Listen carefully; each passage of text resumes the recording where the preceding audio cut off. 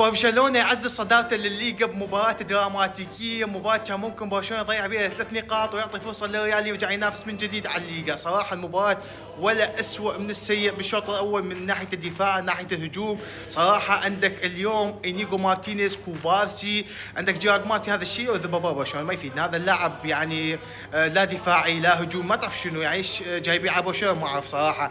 بالدي أثر بغيابه، بس بالنسبة لي أفضل بديل له هو غارسيا. برشلونة اليوم تبديلات فليك اجت بالتوقيت الصح، دخول اولمو، دخول لامين لامال، قلبوا المباراه 9 على عقب. برشلونه كان خسران 3-1، برشلونه قلب المباراه، قدر يرجع بنتيجه 4-3 ويبتعد بالصداره فرق 7 نقاط مؤقتا. منتظرين باكر مباراه ريال مدريد ضد اتلتيكو بالباو، مباراه كلش صعبه صحيح ملعب سانتياغو برنابيو، بس بالباو فريق هجومي وخطير ممكن يفاجئك. صراحه لقطه فليك بنهايه المباراه وهو داخل يحضن رافينيا ويحضن اللاعب، يحسسك انه مو مدرب، يحسسك انه هو اب لهم.